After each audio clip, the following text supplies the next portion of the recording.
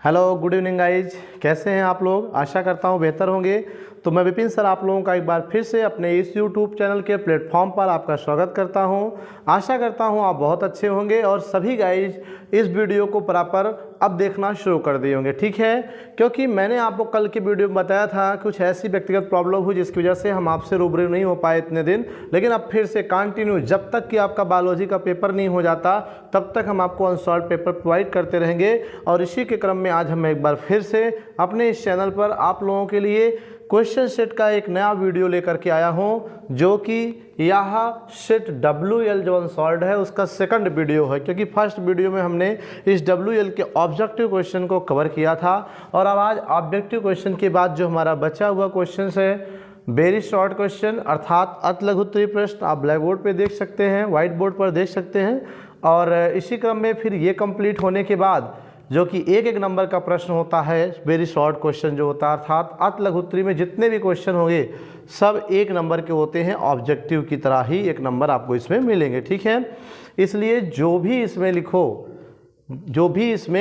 एकदम करेक्ट लिखो ताकि नंबर ना कटे, ठीक है। एक नंबर का है और एक ही लाइन में आंसर होता है, एक या दो लाइन में, और आपको एकदम परफेक्ट और सॉलिड नंबर मिलता है, ठीक है।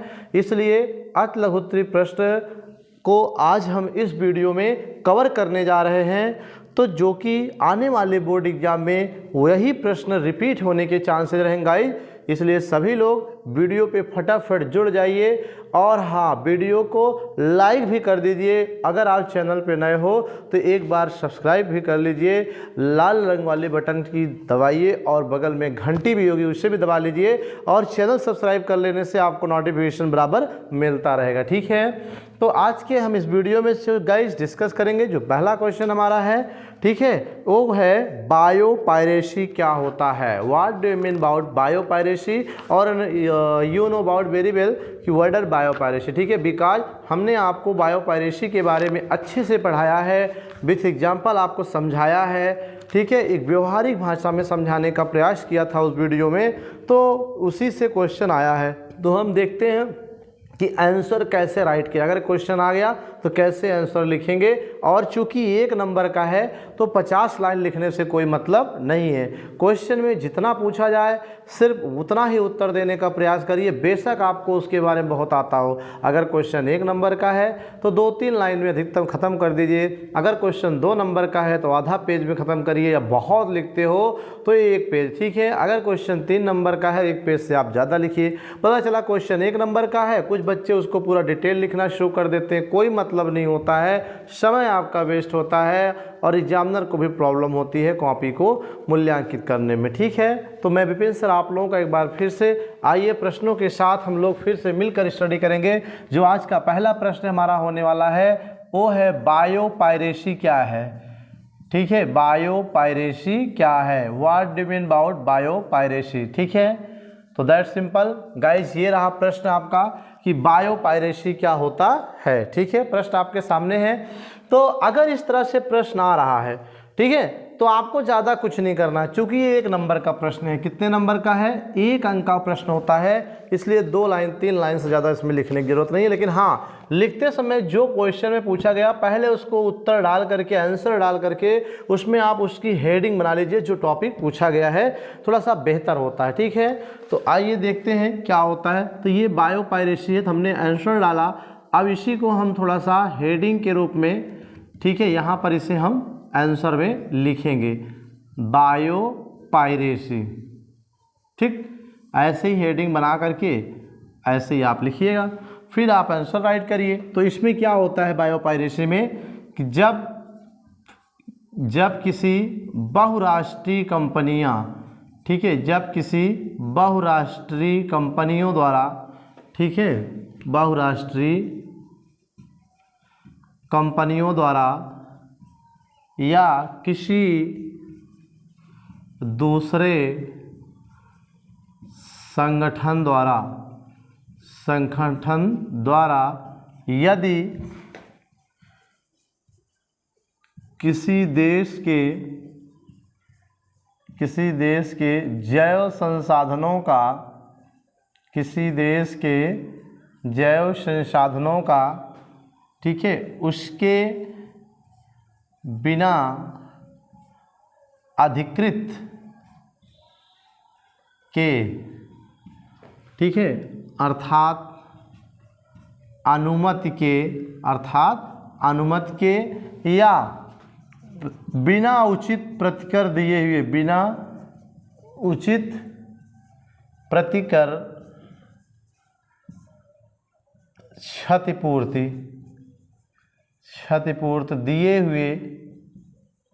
दिए हुए उसके उस जैव संसाधनों का प्रयोग करना बायोपायरेसी कहलाता है। ठीक है, बायोपायरेसी कहलाता है। ठीक है, क्या कहलाता है? बायोपायरेसी कहलाता है। गाइज, आंसर हमने ब्लैक बोर्ड पे राइट किया है। आई होप आपने पढ़ा भी होगा और यहाँ पर आप जो है इसको अच्छे से समझ रहे हो। हम आपको व्यवहारिक तरीके से समझाएंगे। आपको पेपर में अगर आ गया तो आप लिख के आएंगे, पक्का इस पे आपको 1 नंबर मिलने वाला है। थोड़ा टूटी फूटी लिखेंगे तब भी 1 नंबर आप इसको मिलेगा। ठीक है, तो क्या लिखा है मैंने कि जब किसी बहुराष्ट्रीय कंपनियों द्वारा, मल्टीनेशनल कंपनी द्वारा, ठीक है, मतलब ऐसी कंपनियां जिनका कारोबार कई देशों में फैला हुआ है, उनको मल्टीनेशनल बहुराष्ट्रीय कंपनी कहते हैं। तो अगर ऐसी कोई बहुराष्ट्रीय कंपनी है या कोई दूसरा संगठन हो, अगर उस किसी भी देश के जैविक संसाधनों का, ठीक है, जैविक संसाधनों का, ठीक है, या उसके परंपरागत ज्ञान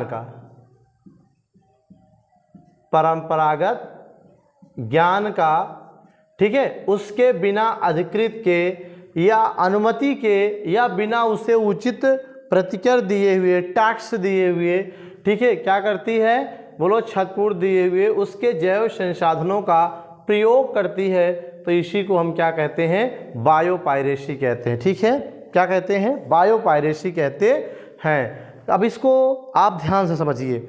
जैसे आपकी अपनी कंट्री है, इंडियन कंट्री है, यहाँ पर मान लीजिए सपोज करिए कि आपके क्षेत्र में या आपके एरिया में या आपके जगह में कोई ऐसे जैविक संसाधन है, पेट्रोलियम है, कोयला या कुछ भी है, ठीक है, औषधि पौधा है, तो ये सब अगर है और किसी अन्य देश की कंपनी या कोई संगठन बिना आपके देश से इजाज़त लिए, बिना आपसे इजाज़त लिए, बिना आपको उसका टैक्स पे किए हुए, बिना आपको उसको जितना आपका नुकसान हो क्षतिपूर्ति दिए हुए, बिना आपसे पूछे, बिना आपकी अनुमति का अगर उस जैव संसाधन का प्रयोग करती है, ठीक है, तो इस घटना को ही हम क्या कहते हैं? बायोपायरेसी कहते हैं, अर्थात स्वामित्व का हनन कहते हैं। ठीक है कि नहीं? बायोपायरेसी इसी को कहा जाता है। या किसी भी देश का जो परंपरागत ज्ञान है, नॉलेज है किसी चीज़ को बनाने का या सहजने, किसी भी XYZ के बारे में किसी देश का जो पीढ़ी दर पीढ़ी नॉलेज चला आया है उस कार्य को करने का,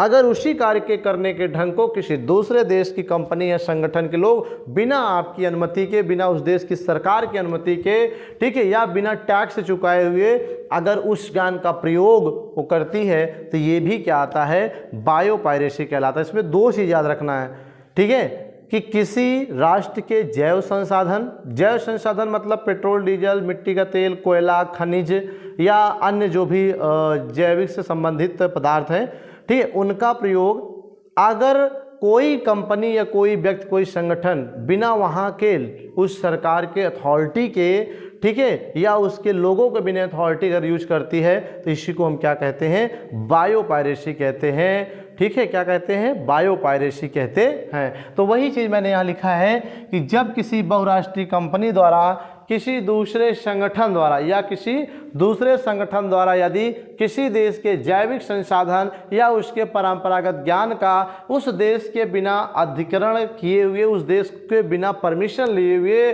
ठीक है, उसके बिना अनुमति के या बिना उचित उसे टैक्स दिए हुए, ठीक है, उसे क्षतिपूर्ति दिए हुए यदि उसका जैव संसाधन का प्रयोग करती है, तो इसी को हम क्या कहते हैं? बायोपायरेसी कहते हैं। गाइस, क्या कहते हैं? बायोपायरेसी कहते हैं। ठीक है, दैट सिंपल। पहला क्वेश्चन कंप्लीट हो गया। अब हम चलते हैं नेक्स्ट क्वेश्चन की ओर, जो हमारा दूसरा क्वेश्चन होने वाला है। इसमें वो भी आपका अति लघु उत्तरी के अंतर्गत ही है। बीटी कॉटन पर टिप्पणी लिखिए। बीटी कॉटन पर टिप्पणी लिखिए। बीटी कॉटन पर टिप्पणी लिखो। ठीक है, ये आपका क्या है बेटा, बीटी कॉटन पर टिप्पणी लिखिए, ये आपका प्रश्न है। ठीक है, तो मैंने जैसा कि आपको कहा जो प्रश्न आए पहले उस प्रश्न को आप आंसर लिखते समय पहले पॉइंट आउट कर लीजिए, हेडिंग बना लीजिए, फिर लिखिएगा।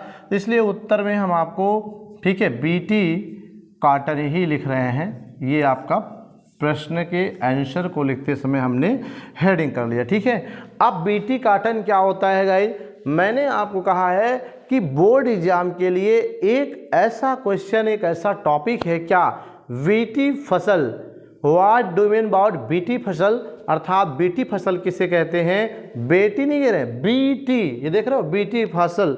तो बीटी फसल में बीटी टमाटर, बीटी बैगन, बीटी आलू, बीटी तंबाकू और बीटी कॉटन कपास भी होता है। तो उसी में पर्टिकुलर पूछ रहा है बीटी कॉटन क्या है। तो मैं आपको एक बार फिर से कह रहा हूँ कि बीटी फसल से रिलेटेड एक क्वेश्चन आपके एग्जाम में जरूर आने वाला है, इसको कोई काट नहीं सकता है। ठीक है, इसलिए इसको कायदे से पढ़ लीजिए, दिमाग में एकदम घुस जाए। ठीक है, ताकि निकलने का नाम ना ले, इस तरह से आप उसे दिमाग में रखिए। और हमारा प्रयास भी है कि हम कुछ इसी तरह से आपको पढ़ाएं कि आपके दिमाग में ये घुस जाए। ठीक है, तो सबसे पहले बी और टी का मतलब समझेंगे। तो मैंने आपको गाइज कहा था कि B for bacillus, T for thuringiensis. ठीक है, ये बी बैसिलस टी थ्रुइंजेंसिस नामक एक क्या होता है, जीवाणु है एक प्रकार का। इस जीवाणु में एक जीन पाया जाता है जो इस जीवाणु में सुप्त होता है, कोई कार्य नहीं करता है। लेकिन अगर इसी जीवाणु का जीन निकाल करके किसी प्लांट में इंटर कर दें तो उस प्लांट में जाने के बाद ये क्या होता है, एक विष बनाने लगता है। ठीक है, जो कि अगर उस प्लांट को कोई कीड़ा खाएगा या कोई रोग वाला कीड़ा उस पर अटैक करेगा तो जब उसके पत्तियों को, फलों को खाएगा तो ये जो जीन आपने उस फल में, उस पत्ती में, उस प्लांट में डाला है, वो जीन प्लांट में एक विष बना रही है। जब उस पौधे को खाएगा कीड़ा तो उसके बॉडी में जाकर ये जीन सक्रिय होकर उसमें विष बना देता है और जो कीट हैं वो क्या होते हैं, मर जाते हैं। तो ऐसे फसल को हम बीटी फसल कहते हैं। ठीक है, फिर से सुनिएगा कि पौधों को कीटनाशक, ठीक है, पदार्थ अगर हम डालें, कीट तो मर जाते हैं लेकिन कीटनाशक प्रभाव का, पदार्थ का प्रभाव फसल के साथ साथ, फलों के साथ, सब्जियों के साथ मानव की बॉडी पर भी बुरा असर डालता है कीटनाशक पदार्थ। तो वैज्ञानिकों ने सोचा क्यों ना कुछ ऐसे किया जाए कि कीटनाशक पदार्थ डालने की जरूरत ना पड़ी और कीट पेड़ों पे लगे तो स्वतः मर जाएं। तो इसके लिए वैज्ञानिकों ने क्या किया, एक खास किस्म का जीवाणु था बैसिलस थ्रुइंजेंसिस। इस जीवाणु के अंदर एक प्रतिविष बनाने वाला जीन था जिसे वैज्ञानिकों ने निकाल करके प्लांट में, ठीक है, तंबाकू, टमाटर आदि के प्लांटों में इंजेक्ट कर दिया। ठीक है, डाल दिया। तो अब उस प्लांट में वह जीन जाकर वहाँ भी वो विष बनाने लगा।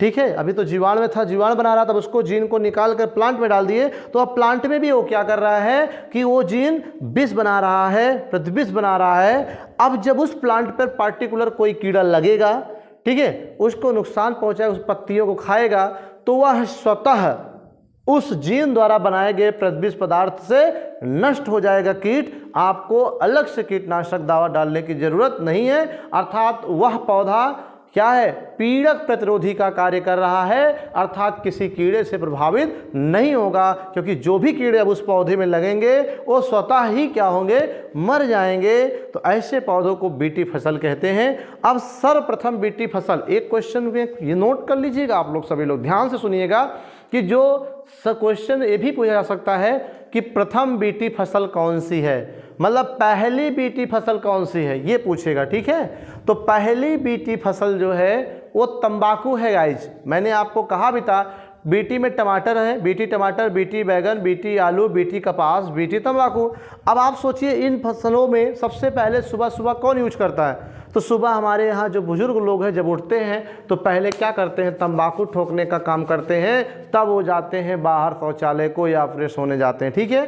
तो या फिर सिगरेट बीड़ी के रूप में जो है तंबाकू का यूज करते हैं, उसके बाद वो नित्य क्रिया का आरंभ करते हैं। तो ये जो तंबाकू सबसे पहले यूज कर रहे हैं, तो इसको याद रखने का सेंस है, कोरिलेट कर लीजिए कि बीटी फसलों में सबसे पहले आलू टमाटर नहीं बल्कि बीटी तंबाकू का निर्माण किया गया था।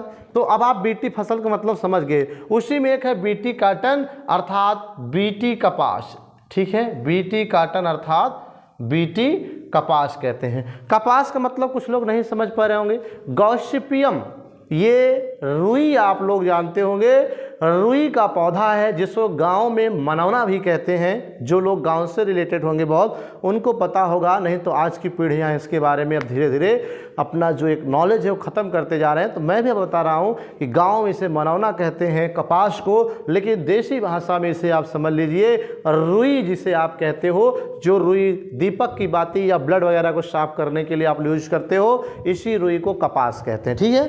तो वैज्ञानिकों ने कपास के पौधों में भी बीटी बैसिलस थ्रिंजेसिस नामक जीवाणु का जीन निकाल करके इस कपास के पौधों में भी डाल दिया, जिससे कि कपास में एक बहुत खास किस्म का जो रोग लगाने वाला कीट था वह कीट क्या हो गया, अब इस फसलों में लगना बंद हो गया, जिससे ये फसल क्या हो गया, पूर्ण रूप से सुरक्षित हो गई। अब इसमें पैदावार क्या हो गई, कई गुना बढ़ गई, ठीक है। तो ये आप देख रहे हैं बीटी कपास, ठीक है। इस पर गोलक शलभ जो नामक कीट है वो आक्रमण कर देता है, जिससे कि, ठीक है, कौन सा, गोलक शलभ, ठीक है, गोलक शलभ, ये कीट क्या करता है इस कपास पर, ठीक है, बीटी कपास नहीं। अभी एक मिनट के लिए अगर हम सोचें कि ये सिर्फ कपास, नॉर्मल कपास के पौधे पर ये हमेशा अटैक कर जाता है और इसकी पैदावार उपज को क्या करता है, प्रभावित कर देता था, ठीक है। तो इसलिए इसमें जब बीटी वाला जीन डाल दिया गया, अब ये बीटी वाला जीन इसके कपास के पौधों में भी वो प्रतिबिंब बनाने लगा, और जब इस बार गोलक शलभ इस पे अटैक किया तो वह स्वतः ही गोलक शलभ क्या हो गया, खुद ही मर गए। तो इस पौधे ने किस तरह से क्या किया, पीड़क प्रतिरोधी का कार्य किया, अर्थात जो पीड़क थे गोलक शलभ इसके प्रति प्रतिरोधक क्षमता प्राप्त कर लिया इस डाले गए जीन के कारण। तो इसीलिए इसे क्या कहते हैं, बीटी कपास कहते हैं। और कह रहा टिप्पणी लिखने को, तो इसमें आप 4 लाइन लिख सकते हो, ठीक है, कि यह एक पीड़क प्रतिरोधी फसल है, पीड़क प्रतिरोधी फसल है जिसका निर्माण, ठीक है, जिसका निर्माण प्रायः जैव प्रौद्योगिकी के अंतर्गत बायोटेक्नोलॉजी जिसे आप कहते हो, ठीक है, बीटी फसल, बीटी कपास, इन सब का निर्माण बायोटेक्नोलॉजी जैव प्रौद्योगिकी के अंतर्गत किया जाता है, ठीक है। तो यह एक पीड़क प्रतिरोधी फसल है जिसका निर्माण प्रायः जैव प्रौद्योगिकी तकनीक के अंतर्गत, ठीक है, बीटी अर्थात बैसिलस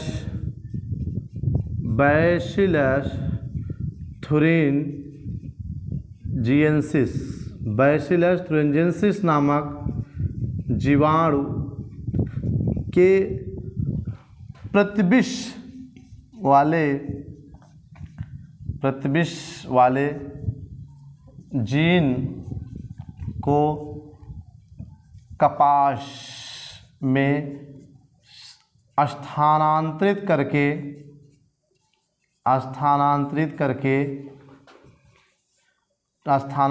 करके बीटी कपास का निर्माण किया गया, ठीक है, बीटी कपास का निर्माण किया गया, जिससे अब इसमें गोलक शलभ कीट का प्रकोप स्वतः नष्ट हो जाता है, अर्थात कीटनाशक की कोई आवश्यकता नहीं है, आवश्यकता नहीं है। ठीक है गाइस, तो ये मैंने क्या लिखा कि बीटी कपास यह एक पीड़क प्रतिरोधी फसल है। आपको क्वेश्चन इस नाम से भी आ सकता है, किसी एक पीड़क प्रतिरोधी फसल का नाम बताइए, तो आप बीटी कपास, बीटी तंबाकू, बीटी टमाटर कुछ भी कह सकते हो। ठीक है, तो बीटी कपास यह एक पीड़क प्रतिरोधी फसल है जिसका निर्माण बायोटेक्नोलॉजी जैव प्रौद्योगिकी तकनीक के अंतर्गत bacillus thuringiensis, important point, bacillus thuringiensis नामक जीवाणु के प्रतिविष वाले जीन को निकालकर कपास में स्थानांतरित करके बीटी कपास का निर्माण किया गया है। ठीक है, बीटी कपास का निर्माण किया गया है जिससे अब इस कपास में गोलक शलभ नामक कीट का प्रकोप नहीं लगता है, अगर लगेगा भी स्वतः नष्ट हो जाता है, अर्थात इसमें कीटनाशक डालने की कोई आवश्यकता नहीं है। तो अतः इस स्थिति में इस बीटी कपास में उत्पादन क्षमता क्या होती है, नॉर्मल कपास की अपेक्षा कई गुना बढ़ जाती है गाइस। ठीक है, तो ये 1 नंबर का था, तो that is sufficient for 1 numbers. ठीक है, तो इस तरह से 1 नंबर के लिए ये सफिशिएंट है, टिप्पणी लिखना था, हमने लिख दिया। ठीक है, अब चलते हैं नेक्स्ट क्वेश्चन की ओर। आप लोग इसे नोट करना चाहें तो नोट कर लें, फिर हम चलते हैं नेक्स्ट क्वेश्चन की ओर। तो नोट कर लिया होगा आप लोगों ने। अब हम चलते हैं तीसरे क्वेश्चन की ओर, जो कि वेरी मोस्ट इंपॉर्टेंट क्वेश्चन है। ठीक है, ये क्वेश्चन ऑब्जेक्टिव में भी आ सकता है और लघुत्तरी में भी पूछा जा सकता है। ठीक है, क्वेश्चन आपका है टर्नर सिंड्रोम के गुणसूत्र के सूत्र क्या है। टर्नर सिंड्रोम के गुणसूत्र के सूत्र क्या है, अर्थात अगर किसी व्यक्ति में टर्नर सिंड्रोम है, किसी रोगी में, किसी व्यक्ति में टर्नर सिंड्रोम अगर है, अर्थात टर्नर सिंड्रोम से ग्रसित कोई व्यक्ति है, तो उसमें गुणसूत्र का सूत्र क्या होगा। ठीक है, आपको लगता होगा अजीब, इस गुणसूत्र का सूत्र क्या होगा, तो गाइज आप घबराइए मत, गुणसूत्र का सेट पूछ रहा है। जैसे एक नॉर्मल, एक सामान्य व्यक्ति की अगर बात करें, ठीक है, सामान्य व्यक्ति जिसमें कोई सिंड्रोम नहीं, सामान्य व्यक्ति है। ठीक है, सामान्य व्यक्ति का जो गुणसूत्र का सूत्र होता है, ठीक है, वो होता है 44 प्लस XY नर में और 44 प्लस XX होता है मादा में। ठीक है, ये पूछ रहा है। आप सूत्र मीन्स घबरा गए, अरे भाई घबराने की ज़रूरत नहीं है, सूत्र का मतलब सेट पूछ रहा है। आपको पता है कि हम एक कॉमन पर्सन हैं, तो कॉमन व्यक्ति में, सामान्य व्यक्ति में जो कोई रोग से पीड़ित नहीं, इसमें कोई प्रकार का सिंड्रोम नहीं है, उसमें 44 गुणसूत्र समजात गुणसूत्र के रूप में है और 2 लिंग गुणसूत्र होते हैं, नर में XY और महिला में XX। तो पूछ रहा है कि अगर किसी व्यक्ति में टर्नर सिंड्रोम हो जाता है तो उसका सेट क्या बनेगा, 44 बनेगा XY या 44 बजाय 45 XY बनेगा, या 40 XY बनेगा, या 44 X बनेगा, या 44 XX बनेगा, तो क्या बनेगा, ये पूछ रहा है। तो वेरी इजी कॉमन, आपको कुछ भी रटना नहीं है। ठीक है, तो क्वेश्चन लिखते हैं कि टर्नर सिंड्रोम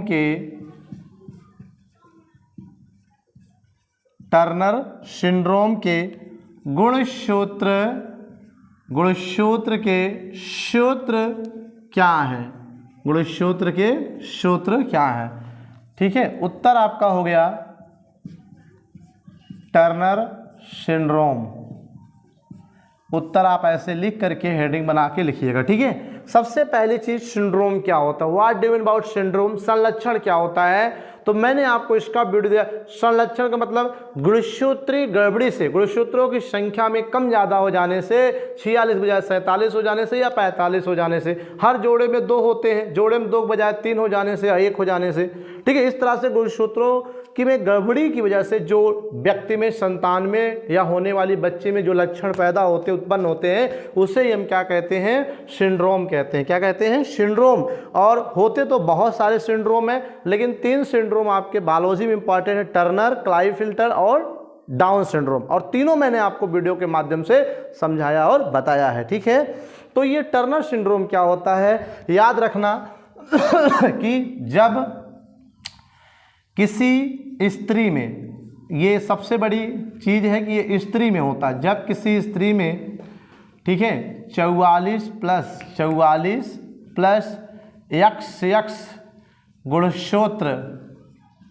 गुणसूत्र के बजाय, ठीक है, 44 प्लस यक्स, ठीक है,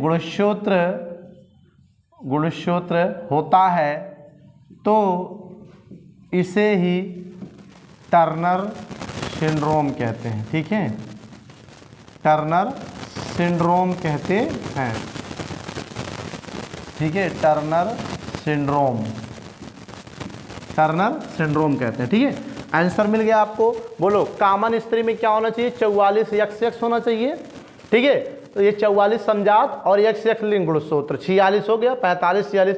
लेकिन अगर इस तरह होने के बजाय, ठीक है, क्या हो जाए, ये फॉलो करे, अगर उसकी बॉडी ये फॉलो करे 44 प्लस 1 यक्स अर्थात टोटल 45 गुणसूत्र होता है, तो ऐसी अवस्था को टर्नर सिंड्रोम कहते हैं। अर्थात टर्नर सिंड्रोम का सूत्र क्या हुआ? 44 प्लस यक्स। यानी ऐसी स्त्रियां सामान्य नहीं होती हैं क्योंकि उनमें 46 के बजाय 45 गुणसूत्र है, अर्थात एक लिंग गुणसूत्र कम है। ठीक है, क्या है? एक लिंग गुणसूत्र कम है, तो इसी अवस्था को टर्नर सिंड्रोम कहते हैं। और यह रोग प्रायः स्त्रियों में ही देखा जाता है। ठीक है, स्त्रियों में ही होता है। ठीक है, जो लगभग 5000 स्त्रियों में से एक स्त्री में होता है। मतलब क्या हुआ कि जैसे आज के डेट में 5000 लड़कियां पैदा हुई, तो एक लड़की में ये रोग होगा टर्नर सिंड्रोम, अर्थात उसमें लिंग गुणसूत्र 2 यक्स के बजाय एक ही यक्स होता है। ठीक है, तो ये टर्नर सिंड्रोम हो गया। अब इतना ही पूछ रहा है, आपको सिर्फ ये लिख देना है, आपका आंसर क्लियर, 1 नंबर मिल जाए, डिटेल नहीं देना, लेकिन मैंने आपको बताया। ठीक है, अब इसके लक्षण क्या है, कैसे जानेंगे कि ये टर्नर सिंड्रोम है? क्योंकि ऐसी स्त्रियां, ठीक है, उसमें अंडाणु का निर्माण नहीं होता, मासिक धर्म नहीं होता है, अंडाणु और अंडाशय का विकास नहीं होता है, अनुपस्थित होता है। ठीक है, वक्ष का फुलाव नहीं होता है। ठीक है, ऐसे सारे कॉमन लक्षण, और ये नपुंसक होती है एक तरह से। ठीक है, तो ये आपका क्लियर। तो गाइस, आज की इस वीडियो में इतना ही। मिलते हैं नेक्स्ट वीडियो में कुछ और शॉर्ट क्वेश्चंस के साथ। ठीक है, तब तक के लिए अगर वीडियो अच्छी लगी हो तो एक लाइक जरूर कर दीजिएगा। ठीक है, तो thank you for watching this video guys. Thank you.